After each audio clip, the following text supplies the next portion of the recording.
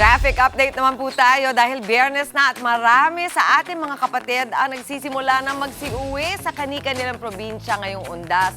Inaasahan ang pagdagsa ng mga pasahero sa iba't ibang bus terminal ngayong araw. Kaya naman, silipin natin ang sitwasyon sa isang terminal sa Cubao kasama ang ating traffic dito na si Tito Moni Lopez. Tito Mon, pasahihahin mo yung mga tao dyan kasi tingin ko isisikip na ng madali, ha? Marami na bang tao? Patigin nga.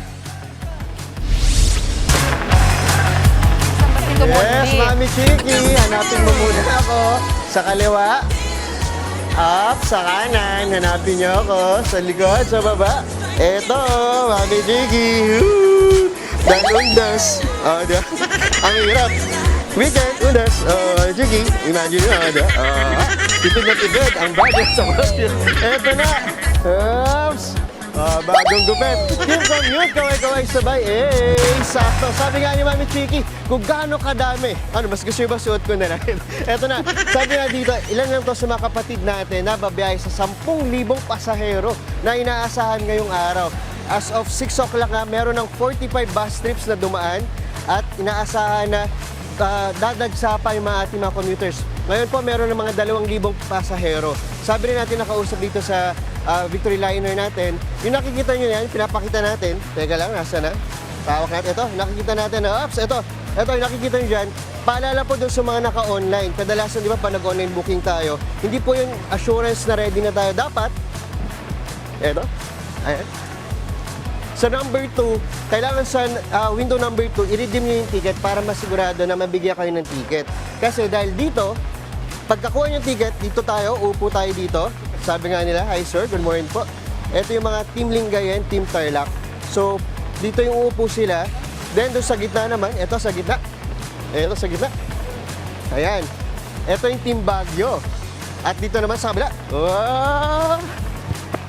Ito naman yung PWD natin, mga priority lane natin sila. Ayan, kaway po. Ayan, very good. Good morning, good morning. Kumakaway sila. Ayun, at paalala din po doon sa mga kapatid natin. Like ito yung mga bus natin. Ito sa Lingayen, ito yung mga biyaheng 6:30, 7 o'clock. So kapag 7 o'clock po, nandito na yung bus ninyo, standby lang kayo kasi yung mga kapatid natin, mga konduktor, magpapasakay na sila. At ito, gaya ni ma'am. Ma'am, good morning. Ito si ma'am, busy sila. Yung mga naka-uniform po, sila yung mga customer service assistant na pwedeng mag-assist sa inyo. At habang naghihintay kayo dito, gaya ninyo, ayan, may nag-assist sila. Pakita nyo po yung ticket sa mga customer service assistant para hindi kayo magkamali ng bus na sasakyan. Ayan, chine-check po nila, pangalan, tapos yung ticket number at oras. At heto na.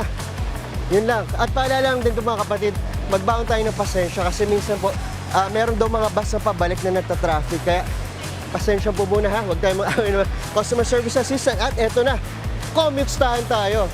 Pero muna natin, commute-stahan tayo. Eto na. Eto na. Oops, laglag. Hi, sir. Kumusta? Teka, natanggal yung natin. Sir, good morning, sir. Monty Lopez. Good morning, kapatid. Anong pangalan natin, sir? Marvin Agustin. Sir Marvin Agustin? Hindi. Wala. Angeles. Marvin Agustin. Sir Marvin, saan kayo papunta? Baguio. Sir Baguio. Bakit sir dito ka nakaupo? May upuan naman doon. Okay lang dito kasi nag-aantay lang ako. Sino ba hinihintay niyo, sir? Yung bus. Bus? Hindi ba may forever ba tayo? Hindi naman? Saan po tayo papunta? Baguio. Baguio. Kailan kayo ninapunta ng Baguio? Balik bayan lang ako dito. Balikbayan. Saan po kayo galing? Bicol. Bicol. Tapos itong gagawin niyo po sa Baguio, ano pong ano nyo? Sa Undas? Maghahanda lang ng konting sasalungan. Wow, ano pong handa natin sa Undas natin? Sa Salo-Salo? Binutong. Yung sa amin. Ano sir? Minutong? Ano tawag? Malagkit. Malagkit. Sir, ano oras yung ano mo? 8:30. 8:30, matagal-tagal pa. Sir, gusto mo para di ka mainip? Samahan mo ako, sir. Gusto mo? Yeah, okay. Ito, sir. Papaano pa sa iyo, ma. Okay. Sir, may wifi dito, tandaan mo. Tapos yung cellphone mo, kung wala kang charge, meron dong charging station. At maganda yung share dito, pwede. At mamaya, sabi rin dito, kuya, ito yung kapatid natin PLDT, may pa-movie sila ng alas 8. Alam mo ba yun, sir? O, yun, alam mo na, sir. Tagan dito ka na upo.